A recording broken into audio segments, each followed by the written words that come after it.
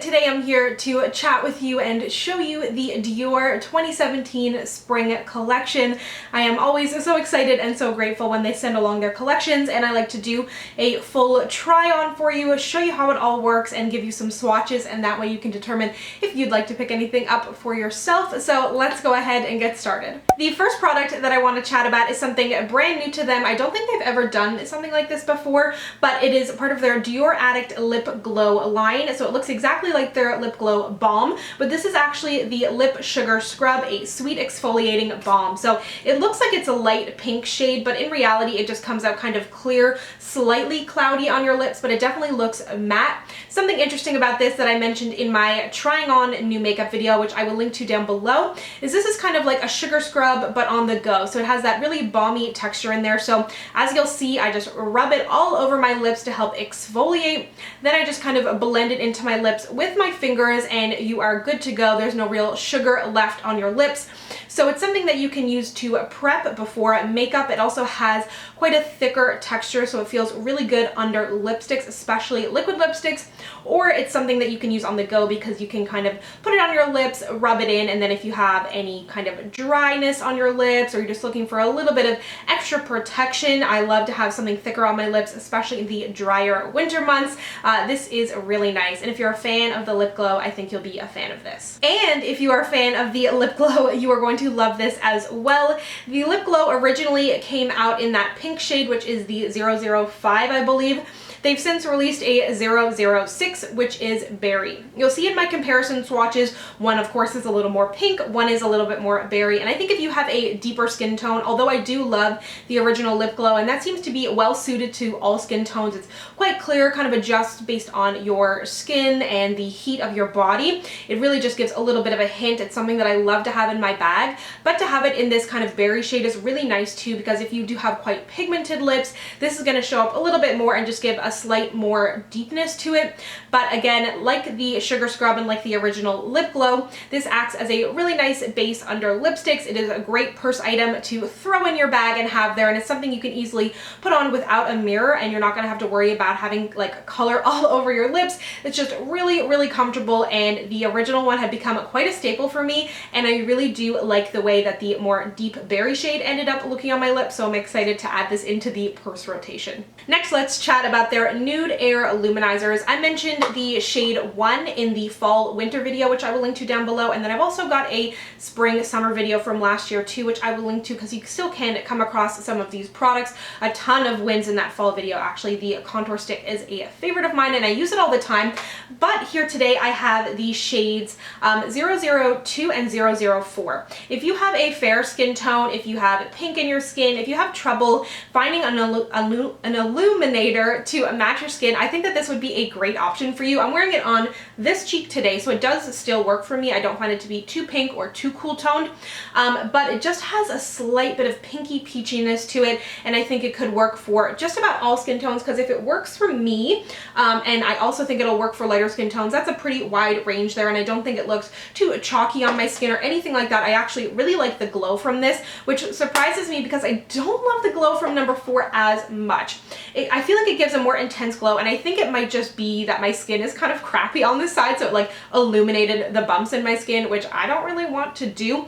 The shade, however, is gorgeous, and if you do have a deeper skin tone, I think that this will work really well for you. It has a little bit more gold in it, but it's almost like a cooler toned gold. It doesn't have a lot of warmth, a lot of yellow in there, so if you've been trying to find something on the gold side that's not as yellowy, this is a really nice option. And again, no shimmer in here, no glitter for either of them, just like some straight up glow, and they are very smooth. If you want a ton of pigment from them, you will need to go in with a denser brush because it is extremely tightly packed. Or what I did today is I used the Morphe highlighting brush on one side, I used the Real Techniques setting brush on the other, and that still gave a ton of pigment. These, however, are limited edition, and they will only be at Sephora up until May, so if you're looking to get them, definitely go and try and track them down. Moving on to their 5 color eyeshadow palettes. The first one here is like quintessential spring. It is in the shade Tutu, and it just has some really beautiful light shades. If you have a deeper skin tone, I think that they may not really pop as much. You're definitely going to need to bring in some other shades. They're all shimmery as well, so there's no real matte in here. Not even shimmery, they're all like a satin formula. There's no glitter in here, no real shimmer either. But if you do have a bit of a deeper skin tone, I think because they are quite pastel, you'll definitely need to go in with a white base or a pink base or a purple base to help it pop. If you have a lighter skin tone, I think that this is just going to be absolutely gorgeous for you. But I mean, of course, you can play around as much as you want. I have only used this once on my eyes so far, and I used the other palette today because I'm a creature of habit and reach towards the warmer, deeper shades.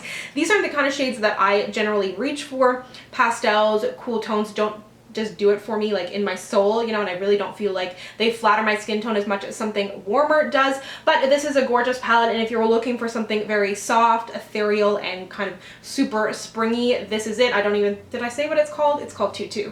On my eyes today, and something that is a little bit deeper, is the palette in Trafalgar, which I'm maybe butchering, I'm not sure.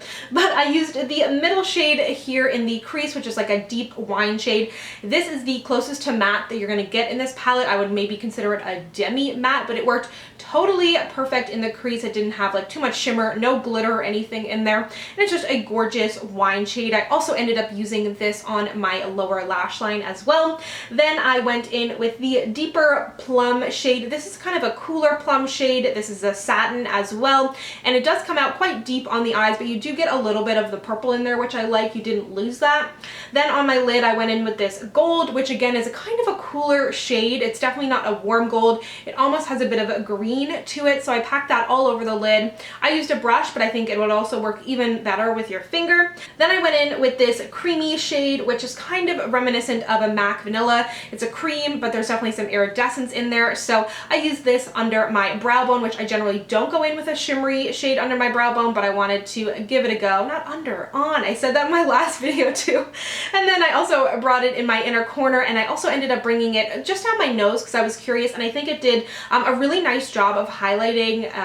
There's a little bit of shimmer in there, but just on my nose as a highlight, I think it looks good, but I will try it on my cheeks and report back because I love MAC Vanilla on my face, and I think that this is just a really nice, versatile shade. And then on my lower lash line, as I mentioned, I go in with the wine shade along with a little bit of the deeper purple shade. Moving back to the lips, they've released 6 of the Rouge Dior lipsticks, which are a gorgeous, gorgeous formula. I have a swatch post on the ones that I've had previously. I will link to that down below. This is an expensive lipstick. It is $43, but if you have like a red shade that you love, a nude you love, a deep you love, especially in the matte formula, you can feel the quality. It feels beautifully, it glides on, it does not feel drying, it has good staying power. I wouldn't say that they are completely transfer proof, but that I feel like gives you a little bit more comfort when wearing it on your lips. But like, you can feel the $43 in this lipstick. But I will go ahead and show you the 3 shades that I have on my lips. Up first is 951 Absolute Matte. This is a very classic brick red. I often don't reach for these kind of shades.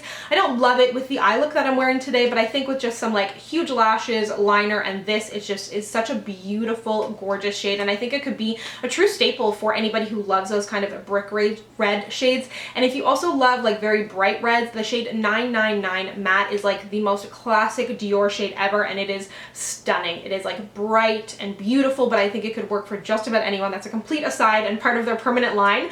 But then up next I have a Radical Matte, which is a definitely a radical shade. It is intense. It is a straight up gray. I think it's a bit of a cooler toned gray, which can definitely be hard to pull off, especially when I'm wearing like a super warm eye and it just feels like a lot with no lip liner or no help there.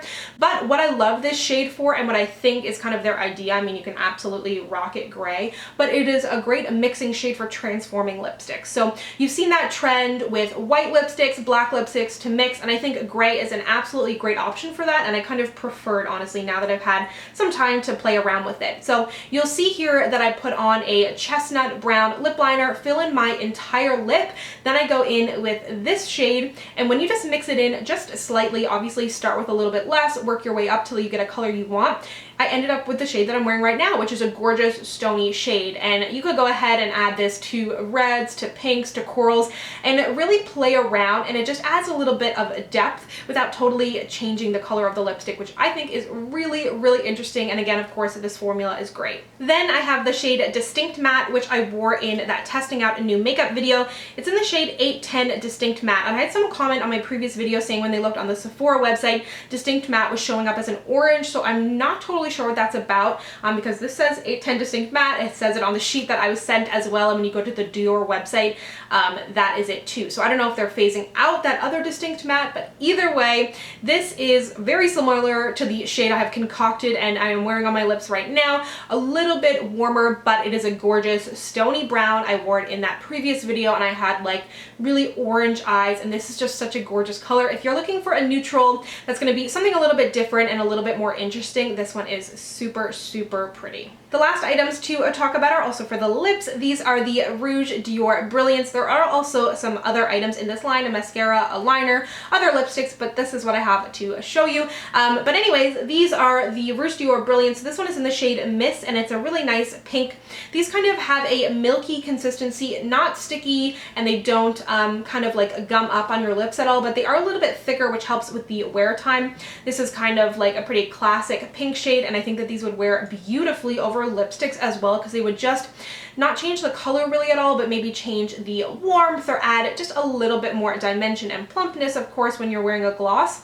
And then the other shade which I really like is in the shade of Bonheur, kind of like a corally peachy shade, and these are really comfortable. They have a good wear time and not a ton of pigmentation, which I like in a gloss myself. I do however find these to be slightly drying. I've only worn them a couple of times, but I do feel like, you know, when you're wearing a lip gloss and it feels really good and really comfortable on your lips, but then when it wears off, you can feel that it only really felt super comfortable because of the texture of it. Didn't really have many moisturizing properties. So depending on how dry your lips are, how much you love the colors, I do really like the formula. They are just slightly drying. So there you have it. That is everything from the Dior Spring 2017 collection. I hope that you enjoyed this, and if you have found anything that you think you're gonna have to get your hands on, let me know down below what you are lusting after. And if you'd like to connect with me, you can find me on Instagram, Twitter, and Snapchat at SamanthaJaneYT, and I'll see you guys next time. Bye!